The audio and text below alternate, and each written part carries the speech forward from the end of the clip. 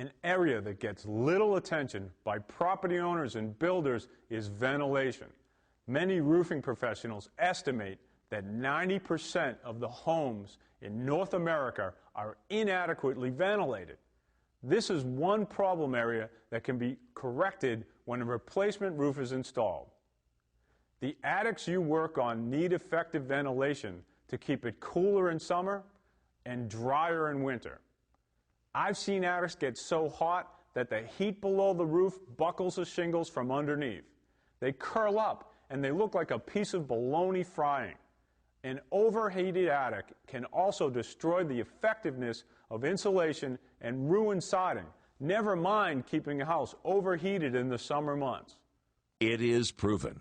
Attic ventilation is a completely necessary thing to do. The Federal Housing Authority, the Engineered Wood Association, many national building codes, and all major roofing manufacturers require the installation of attic ventilation. Over the years, a multitude of devices have been developed to ventilate the attic. Roof vents, wind turbines, and power fans, among others. Some were just plain ugly, but all were marginally effective. Soffit and fascia vents alone failed to provide air movement across the underside of the roof's sheathing. Similarly, passive roof louver vents, if used alone, offer a very small area of circulation, limited to about a 5-foot area around the opening. The same is true of turbine vents. They only vent the space directly below the opening. To make matters worse, tests have shown that air, rain, and snow may enter through turbines even while they're turning. Gable and end wall louvers alone give as little ventilation as the roof vent. And the area vented depends on wind direction. Power vents are a good alternative, but have some limitations. We only recommend them in areas where a ridge vent and soffit vents cannot be installed. For your attic ventilation to be effective in combating heat buildup and moisture condensation, the entire underside of the roof sheathing should be ventilated continuously and uniformly. The best way to do this is with the installation of intake vents and ridge vents.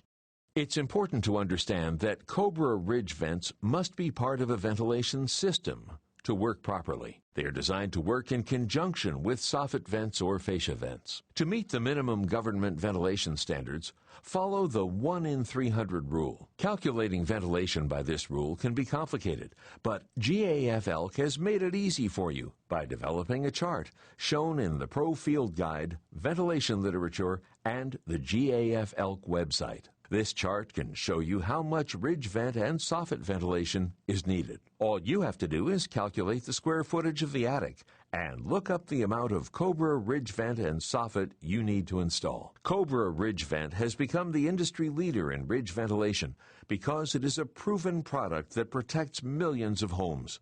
It's exceptionally efficient, installs quickly, and looks fantastic. On Golden Pledge installations, installing Cobra ridge vents is required, except when they cannot be installed due to the building's architecture. On Systems Plus installations, Cobra ridge vents count as one of your system's components. The Cobra coiled ridge vent can either be hand-nailed or applied with a nail gun.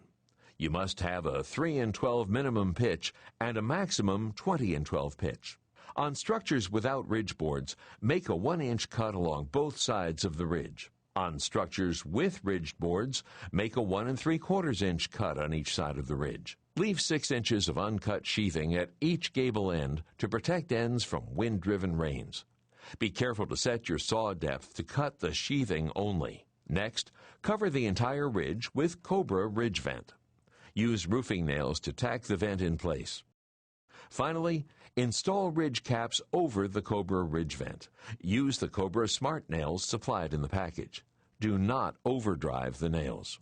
When using the nail gun version, attach the nail gun adapter to the end of the nail gun and use the 1 3/4 inch nails supplied in the roll. Be sure to disconnect the air supply line prior to attaching the adapter. Always be sure to install the capping to match the shingles that are being installed. You install Cobra Rigid Vent 2 and Snow Country Ridge Vents in a similar manner. To understand the installation of Cobra 2 and Snow Country Ridge Vents, let's first take a look at some of the unique features of these ridge vents. First, there's the self-closing end. This unique design allows for very easily finished ends. There's no need for the caulking, end caps, rivets, etc. that some ridge vents need. Simply bend to conform to the roof and install. Second are the male-female tabs on the ends.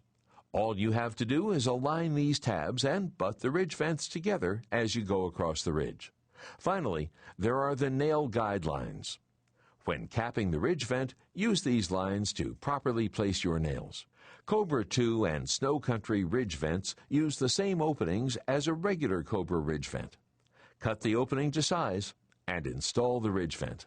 Tack the vents in place and then cap the ridge vent with appropriate capping.